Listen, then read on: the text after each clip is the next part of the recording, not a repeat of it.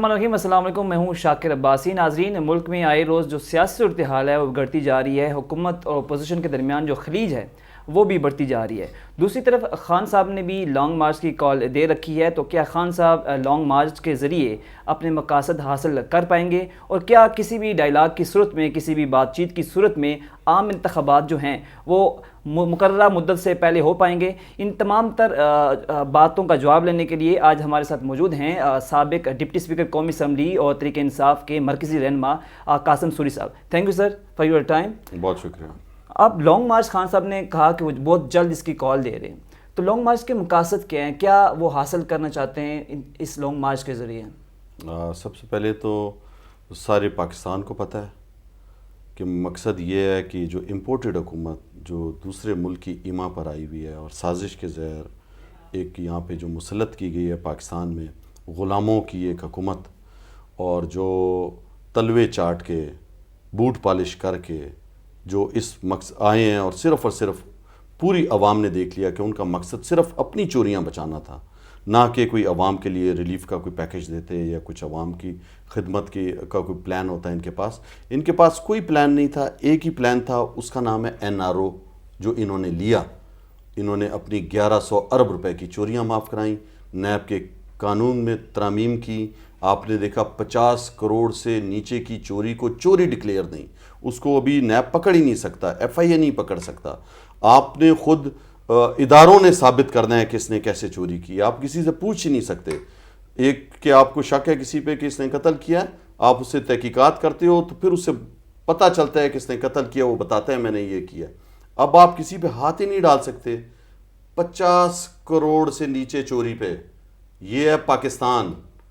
اپنے سیاستدانوں نے اپنے لیے یہ کر دیا ہے. غریب جو ہے وہ جیلوں میں مر رہا ہے، سڑ رہا ہے، اس پہ چھوٹے چھوٹے کیسوں پہ اندر ہے، اور آپ کا سیاستدان 50 کروڑ سے نیچے چوری پہ اس کو آپ نہیں کچھ پکڑ سکتے. سب داخلہ رانا ثناء اللہ کہتے ہیں کہ وہ آپ کو اسلام آباد میں داخل نہیں ہونے دیں گی، اور انہوں نے ابھی آپ کی علم میں ہوگا کل ایک اجلاس کی صدارت بھی کی، اور جس میں یہ بھی کہا گیا ہے کہ جو ریڈ زون کی جو سیکیورٹی ہے وہ پاک فوج کے حوالے کر دی جائے گی. دوسری رینجر اور FC بھی اسلام آباد پولیس کی معاونت کریں گے. تو اس تمام تر صورتحال میں PTI کی اسٹریٹجی کیا ہوگی؟ دیکھیں 25 مئی کو بھی یہ رانا ثناء اللہ نے جو ظلم کیا تھا وہ ہم سب کے سامنے ہے، اور اس دفعہ ہم پوری تیاری کے ساتھ آئیں گے. اس جیسے جتنے بھی یہ جو رانا ثناء اللہ یہ جو قاتل ہے، اپنی اس کی جماعت کے لوگ بولتے ہیں 16 لوگوں کو قاتل ہے، اس کو انہوں نے وزیر جو ہے داخلہ بنایا ہوا ہے. تو اس حکومت کی تو یہ حالت ہے کہ ایک طرف قاتل بیٹھا ہوا ہے، ایک طرف جس نے ایفیڈیوٹ لکھ کر دیا ہوا ہے کہ میں جو ہے منی لانڈر تھا وزیر اعظم نواز شریف کا، اس کو انہوں نے وزیر خزانہ بنا دیا ہے. تو میں سمجھتا ہوں کہ پوری عوام کو پتہ ہے کہ چوروں اور لٹیروں کی، منی لانڈرز کی یہ ایک حکومت ہے، اور یہ صرف اپنی چوریاں بچانے آئے ہیں. تو ہم لانگ مارچ اس لیے کر رہے ہیں کہ ہم اس ملک کو حقیقی آزادی کی طرف لے کر جانا چاہتے ہیں. آج پورا پاکستان سمجھ بیٹھا ہے کہ یہ چور اور لٹیرے صرف چوریاں بچانے آئے ہیں، امریکہ کی ایما پر ان کی غلامی کرنے، یہ ان کی پالیسیز کو بڑھانے آئے ہیں، نہ کہ پاکستانی عوام کے مفاد میں کوئی فیصلہ کرنے آئے ہیں. تو ہم انشاءاللہ بھرپور لانگ مارچ کریں گے جو عوامی طاقت کا مظاہرہ ہوگا انشاءاللہ، اور یہ رانا ثناء اللہ جیسے لوگ اس میں بہا کے چلے جائیں گے. قاسم سوری صاحب مجھے یہ بتائیں، اگر آپ کے علم میں ہے کہ 2014 کے دھرنے میں بھی 126 دن کا دھرنا دیا تھا لیکن حکومت نہیں گئی تھی. اس طرح بعد میں مولانا فضل الرحمان نے ایک دھرنا دیا تھا، اس کی وجہ سے وہ ان کی طرف سے بھی کچھ ایسا نہیں ہوا تھا کہ حکومت گر جائے. تو آپ ماضی کے جو تجربات ہیں ان کو سامنے رکھتے ہوئے ایسا آپ سوچ رہے ہیں کہ کیا آپ کا لانگ مارچ اس قدر مؤثر ہوگا کہ حکومت چلی جائے گی؟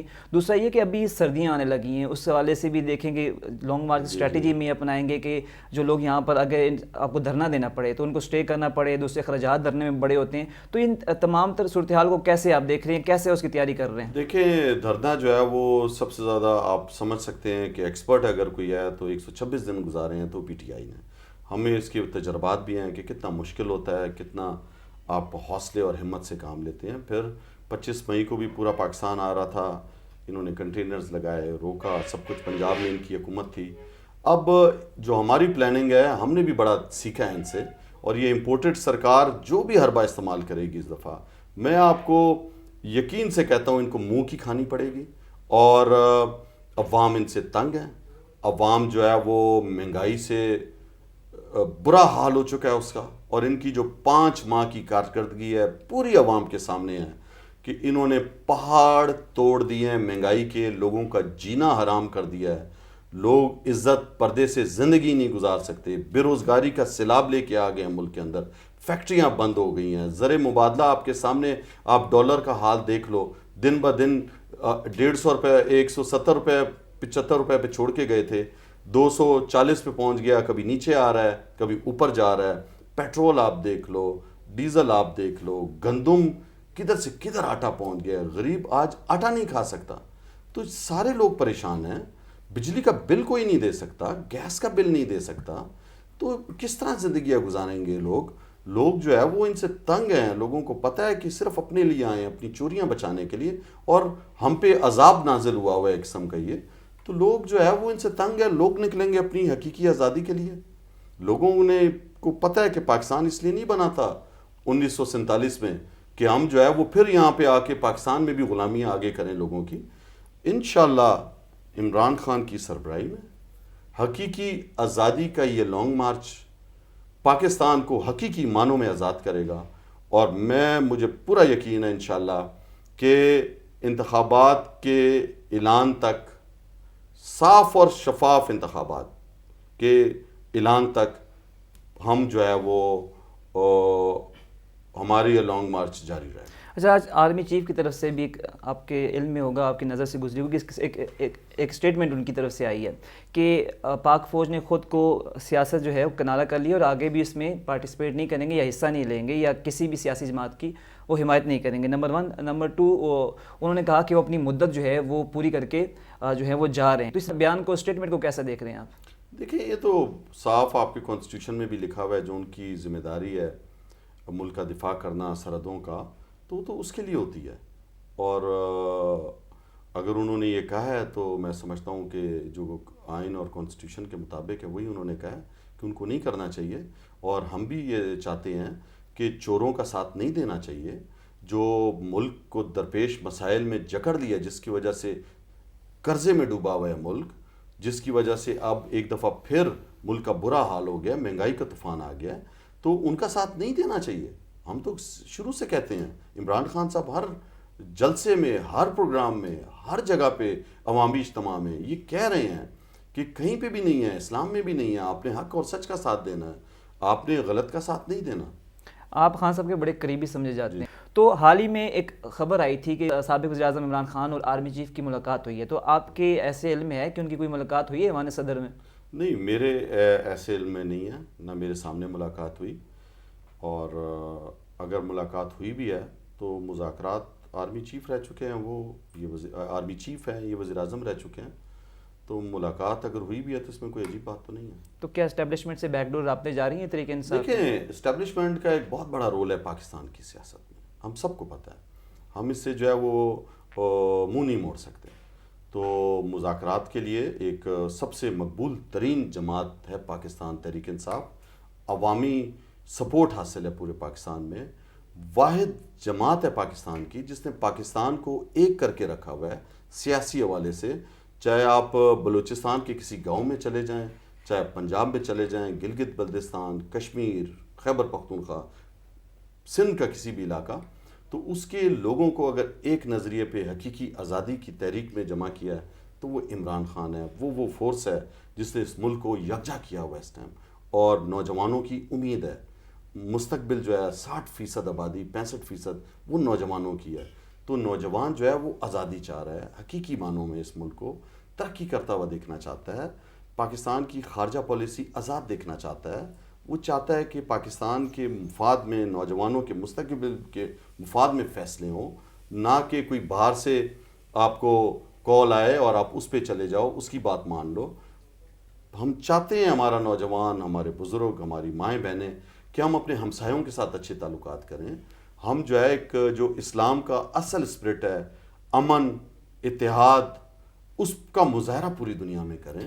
ہم ایک پرامن قوم ہے، جس طرح ہمارے لیڈر عمران خان صاحب نے سلامتی کونسل کے اجلاس میں جو ہے وہ اسلاموفوبیا کا مقدمہ لڑا کہ مسلمان دہشت گرد نہیں ہے، پوری دنیا میں اب دن منایا جا رہا ہے جس طرح ہمارے پیارے نبی صلی اللہ علیہ وسلم کی حرمت کا مقدمہ لڑا انہوں نے، پوری دنیا کو بتایا کہ ہر مسلمان کے دل میں بستے ہیں نبی صلی اللہ علیہ وسلم کی کا پیار اور ان کی عزت، تو آپ ان کے بارے میں اس طرح کے کوئی کلمات نہیں کریں، کوئی اس طرح کی تصاویر نہ بنائیں جس سے پورے مسلمان 1.5 ارب مسلمان دکھی ہو جاتا ہے۔ تو یہ ساری چیزیں پوری دنیا میں مقدمہ لڑا ہے عمران خان نے۔ تو ہم آج کا نوجوان چاہتا ہے کہ پاکستان وہ ملک جس میں پوری مسلمان امہ میں سب سے زیادہ نوجوانوں کی تعداد ہے، اس مسلمان نوجوانوں کو کا کوئی مستقبل پھر کیا ہے اگر یہ غلامی کرنی ہے؟ اچھا قاسم بھائی، آڈیو لیکس کا سیزن ہے، جی کافی پہلے حکومت کی طرف سے ان کی آڈیو لیکس ہوئی، پھر سابق وزیر اعظم عمران خان صاحب کی آڈیو لیکس ہوئی، تو ہیکر نے کہا ہے کہ مزید کچھ آڈیو ایسی ہیں جو تحریک انصاف کے حوالے سے عمران خان صاحب کی آڈیو ہیں وہ لیک ہوں گی، اور آئندہ چند دنوں میں وہ لیک ہو بھی سکتی ہیں۔ اسپیشلی آپ کے علم میں ہوگا کہ بشیر میمن کے حوالے سے کہا گیا کہ ان کو واش روم میں بند کر دیا گیا، تو اس حوالے سے مختلف جو ہیں وہ چمگوئیاں جا رہی ہیں۔ تو کیا آڈیو جو لیکس ہو رہی ہیں کیا اس سے تحریک انصاف کو کوئی ڈیمیج ہوگا؟ اور دوسرا یہ آپ کے نزدیک ایک آپ سابق ڈپٹی اسپیکر رہ چکے ہیں، ایک اہم عہدے پر فائز رہ چکے ہیں، یہ کہاں سے آڈیو لیکس ہوئی، کون کر رہا ہے؟ دیکھیں یہ بہت ہی میں سمجھتا ہوں کہ ہم سب کے لیے باعث شرم ہے کہ پاکستان کا وزیر اعظم ہاؤس محفوظ نہیں ہے، ادھر آپ بات نہیں کر سکتے ہو۔ آپ اگر کبھی فرض کریں ترکی کے طیب اردگان آتا ہے اور کوئی بات کرنا چاہ رہا ہے اور وہ پوری دنیا میں نشر ہو جائے تو کون آ کے یہاں پہ بات کرے گا آپ سے؟ آپ کے پاس کون آئے گا آئندہ جب وہ یہ اس طرح کا دیکھ رہا ہے کہ آپ کا وزیر اعظم ہاؤس میں ریکارڈنگ ہو رہی ہے؟ کون کر رہا ہے ریکارڈنگ؟ آپ مجھے بتائیں نا، یہ کون ہے؟ کدھر سے ہیکر آ گیا؟ ہیکر کون ہے؟ یہ ریکارڈنگ کے لگائے کس نے تھے آلے؟ کون یہاں پہ سنتا رہا ہے؟ تو یہ چیزیں نہیں ہونی چاہیے۔ یہ ایک ملک کا وزیر اعظم جو منتخب وزیر اعظم ہوتا ہے، اور آپ اس طرح کی آڈیو لیک ابھی خان صاحب کی آج تک انہوں نے کہا ہے کہ میں نے سیکرٹ رکھا ہوا ہے کہ میں اپنا پلان یہ ہماری حقیقی آزادی لانگ مارچ کا، اس لیے کہ ریکارڈنگ ہوتی ہے، ٹیلی فون ریکارڈنگ پہ لگائے ہوئے ہیں ہمارے سب کے، تو یہ نہیں ہونے چاہیے۔ یہ چیزیں آپ کا جو ہے پاکستان کا آئین اس کی اجازت نہیں دیتا۔ اس کے باوجود جو کرتے ہیں وہ آپ کو بھی پتہ ہے، مجھے بھی پتہ ہے، یہ کون جو ہے نا یہ بڑا مشہور ہے آج کل اور ہم سب کو پتہ ہے۔ جی ہاں، تو یہ نہیں کرنا چاہیے، اس سے ملک کی بدنامی ہے۔ کیا کوئی ڈیمیجنگ فیکٹر ہو سکتا ہے؟ ڈیمیج فیکٹر ہے سب پہ۔ خان صاحب کی آپ آواز چھوڑ دیں، اس کے اندر آپ دیکھیں نا وہ مریم کیا کہہ رہی ہے اپنے انکل کو کہ بس پیٹرول کی قیمت بڑھا دیں اور میں پھر کچھ اور پلان کر دیں گے، باہر آ کے میں کہوں گی کہ بڑا غلط ہوا ہے اور اس نے بڑے ٹیوٹ کیے۔ یہ جھوٹ فریب بھی لوگوں کے سامنے آ گیا۔ عمران خان تو جو سامنے ہے وہی پیچھے بھی ہے، اور اس طرح کی کوئی بھی ریکارڈنگ نکلے گی وہ ملک کی بہتری کے لیے سوچ رہا ہوگا یا بات کر رہا ہوگا۔ اچھا آج کل ٹیکنالوجی کا دور ہے، آپ کی آڈیو جو ہے وہ آپ جلسے میں آپ کے علم میں ہوگا جب وہ کہا آپ نے خان صاحب کے کان میں کہا تھا کہ تھوڑا اسلامی ٹچ دے دیں، اس کے بعد آپ پہ بھی تنقید ہوئی تھی، تو اس کے بعد آپ بڑا محتاط ہو گئے کہ نہیں؟ میں تو محتاط نہیں، آپ نے وہ پوری سنی نہیں، وہ ایک ٹی وی چینل نے صرف یہ لفظ میرا دکھا دیا، وہ پورا تھا میں نے اس میں کہا کہ ہمارے پیارے نبی صلی اللہ علیہ وسلم کی کوئی مثال بھی دیں، یہ بھی میں نے ساتھ کہا۔ تو میں نے کوئی برا تو نہیں کہا نا، اپنے لیڈر کو میں نے ایک اپنے جو سب سے محبوب ہستی ہے، اب 12 ربیع الاول آنے والا ہے آپ کو پتہ ہے، اور یہ برکتوں کا مہینہ ہے، تو اگر میں جو ہے وہ رحمت العالمین کے بارے میں کہہ رہا ہوں جو تمام جہانوں کے لیے رحمت بنا ہے، کہ آپ اس کی مثال دیں، تو اس کو انہوں نے صرف ایک جملہ دکھا کے جو ہے وہ آپ کو پتہ ہے کہ بات سے بات بناتے ہیں، پورا جملہ اگر آپ نے سنا ہوتا تو آپ کو بھی سمجھ میں آ جاتا۔ اچھا قاسم سور صاحب، 3 اپریل کے واقعے پہ آ جاتے ہیں۔ 3 اپریل کی کیا پارٹی انسٹرکشن تھی یا آپ اپنے پاس سے آپ نے جو ہے وہ اپنے جسے آپ کہتے ہیں ضمیر کی بات، یا خود آپ کا فیصلہ تھا جو آپ نے اس دن کیا تھا، یا پارٹی انسٹرکشن تھی؟ 5 جو ہمارا آرٹیکل 5 ہے وہ یہ کہتا ہے کہ آپ نے ریاست کے ساتھ وفاداری کرنی ہے، تو میرے سامنے ایک ملک کا جو 7 مارچ کو پہلے ہمارے سفیر کو سفیر کے ساتھ میٹنگ میں ایک اسسٹنٹ اسٹیٹ سیکرٹری ان کو ڈرا رہا ہے، دھمکا رہا ہے، ان کو کہہ رہا ہے کہ اپنے منتخب وزیر اعظم کو عدم اعتماد کے ذریعے تم ہٹاؤ، اگر نہیں ہٹایا تو سنگین نتائج دیکھنے پڑیں گے، امریکہ ناراض ہے، اور کیوں گیا ہے وہ رشیا، اور وہاں پہ تو جنگ ہو گئی ہے، اور یورپ بھی ناراض ہو جائے گا۔ یہ ساری چیزیں جب آپ کو پتہ چلے، جب آپ کی نیشنل سیکورٹی کونسل میں پیش ہو جائے اور ڈیمارش کرے آپ کا، اس میں لکھا ہوا ہے، سفیر نے بھی کہا ہوا ہے، پھر آپ کی جو ہے وہ کیبنٹ بھی اس کو، فیڈرل کیبنٹ بھی اس کو انڈورس کر دے، آپ کی قومی اسمبلی کی سلامتی کمیٹی بھی اس کو انڈورس کر دے، تو اس کے پیچھے پھر کیا رہ جاتا ہے؟ کہ آپ کے نیشنل اسمبلی میں ایک دم لوٹا کریسی شروع ہو جائے, ایک دم کروڑوں روپے میں ضمیر خریدنا شروع ہو جائے لوگوں کا, اور آپ کی منتخب حکومت کے لوگوں کو کس طرح لوٹا بنا کے ایک طرف کیا گیا, اور پھر وہی سب کچھ کیا گیا جو اس مراسلے میں لکھا ہوا تھا. تو اس وجہ سے میں نے اپنے ملک کے ساتھ وفاداری کرتے ہوئے, ریاست کے ساتھ, تو میرا ضمیر برداشت نہیں کرتا تھا کہ میرے سامنے کوئی اس طرح کی غیر ملکی سازش اور اس کے بعد یہاں پہ جو ہے وہ میں کامیاب ہونے دوں. تو اس پہ میں نے اپنے ضمیر کی آواز سے یہ اس کیا. وقت پی ڈی ایم اور پیپل پارٹی کی طرف سے یہ مطالبہ کیا گیا تھا کہ آپ کی خلاف غداری کا مقدمہ چلایا جائے, اس پر کوئی آپ نے کھل کے کبھی بات نہیں وہ کی؟ چور کی داڑھی میں تنکا, خود غدار اور دوسروں کو کہہ رہے ہیں غداری کا مقدمہ چلاؤ. اچھا, آپ 3 اپریل سے پہلے قاسم سوری اور 3 اپریل کے بعد کے قاسم سوری, ان دونوں میں کیا فرق ہے؟ 3 اپریل سے پہلے قاسم سوری اس طرح پاپولر نہیں تھے جس طرح 3 اپریل کے بعد ہوئے ہیں, تو دونوں میں فرق کیا پا رہے ہیں؟ دیکھیں, اللہ تعالیٰ کے ہاتھ میں, اللہ تعالیٰ نے قرآن میں لکھا ہوا ہے کہ وہی رازق ہے, وہی خالق ہے, اور عزت اور ذلت دینے والا بھی وہی ہے. تو یہ عزت اور ذلت اللہ کے ہاتھ میں ہے. اللہ کا لاکھ لاکھ شکر ہے, میں ایک عام گھر سے ہوں اور اللہ تعالیٰ نے عزت دی, لوگوں کے دلوں میں پیار ڈالا ہے. کہیں پہ بھی جاتا ہوں لوگ بہت پیار دیتے ہیں, عزت دیتے ہیں, اور سب سے بڑی نعمت میں سمجھتا ہوں کہ عزت اور پیار ہے, کسی کا دل جیتنا ہے. تو یہ اللہ کا مجھ پہ ایک کرم ہے کہ اللہ نے لوگوں کے دلوں میں میرے لیے پیار ڈالا ہے, عزت ڈالی ہے. تو اس کا میں ساری عمر مشکور ہوں اللہ کا. اچھا, آپ ایسے حلقے سے آئے تھے کوئٹہ سے جہاں پہ آپ محمود خان اچکزئی کو شکست دے کے آئے تھے, پھر آپ نے خان صاحب کے ساتھ ایک اسپیشلی جب برا وقت ہے ان کے ساتھ کھڑے رہے, تو خان صاحب میں آپ نے کیا ایسی خصوصیت پائیں جو باقیوں میں نہیں ہے, یا باقیوں میں وہ کوالٹیز نہیں ہیں جو خان صاحب میں ہیں؟ دیکھیں, میں شروع دن سے میری سیاست کا آغاز ہی میں نے پاکستان تحریک انصاف سے کیا تھا, اور جس طرح نوجوانوں کو آپ کو پتہ ہے کہ ایک ایسا لیڈر جو ایماندار ہو, سچ ہو, محنتی ہو, اور ایک ویژنری آدمی ہو, جس طرح ان کا کرکٹ میں رہا ہے کہ سب سے زیادہ محنت خود کرتے تھے اور انہوں نے ثابت کیا, سب سے بیسٹ آل راؤنڈر بنے. پھر ایک کمزور ٹیم کے ساتھ ایک حوصلے اور عزم کی وجہ سے انہوں نے ورلڈ کپ بھی جیتا. اور اس کے بعد شوکت خانم ہسپتال جو ناممکن تھا بنانا پاکستان جیسے ملک میں, جس میں 75% غریبوں کا مفت علاج ہو, تو ڈاکٹرز بھی کہتے تھے نہیں بنے گا, لیکن عمران خان کے عزم نے پاکستانی قوم کو ساتھ جب ملی تو وہ عزم پر عزم ہو گئے, اور وہ ہسپتال 10-10 روپے بچوں سے لے کے بھی عمران خان نے بنایا. اور اللہ کا شکر ہے کہ آج وہ ہسپتال کامیابی سے چل رہا ہے, خیبر پختونخوا میں بھی چل رہا ہے, پشاور میں, کراچی میں بن رہا ہے, اور اس کو انٹرنیشنلی ابھی 2 دن پہلے بہترین ہسپتال کو اس کو ایوارڈ بھی ملا ہے, اس کی لیبارٹریز کو, جو پاکستان کے لیے ایک باعث فخر ہے.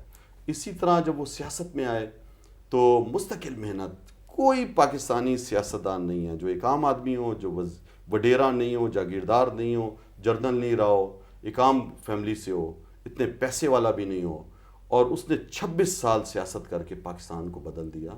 آپ کے سامنے ہیں, آج وہ گھر میں بھی بیٹھے ہوتے ہیں, اعلان کرتے ہیں تو پورا پاکستان روڈوں پہ نکل آتا ہے. تو ان کے اندر وہ جو مستقل مزاجی ہے, اور وہ جو انہوں نے نصب العین رکھا, ایاک نعبد و ایاک نستعین, کہ اللہ تیری عبادت کرتے ہیں, تجھ سے مدد مانگتے ہیں.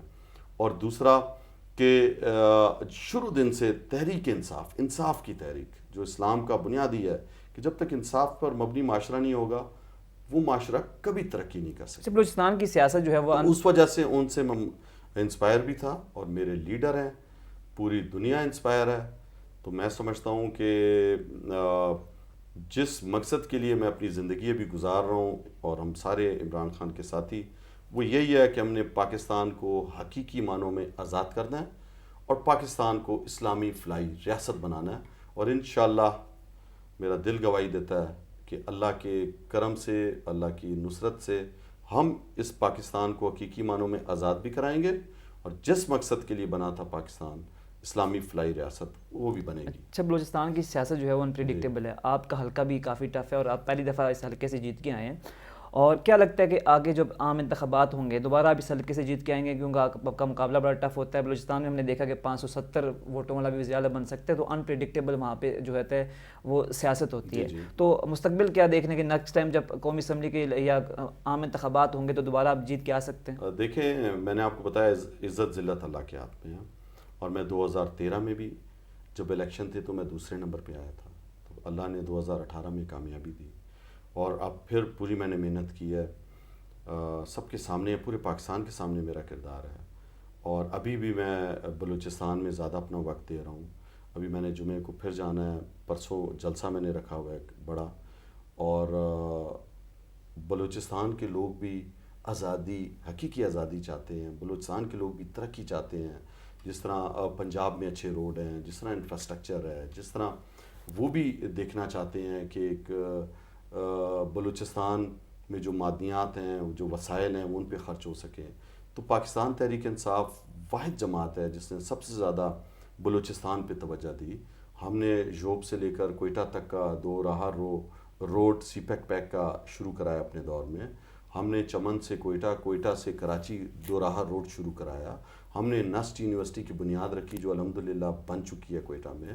ہم نے عمران خان وزیر اعظم کے ساتھ میں نے خود کوئٹہ میں ہارٹ کے ہاسپٹل کا افتتاح کیا جو آج کھڑا ہو چکا ہے, اس کی بن رہا ہے.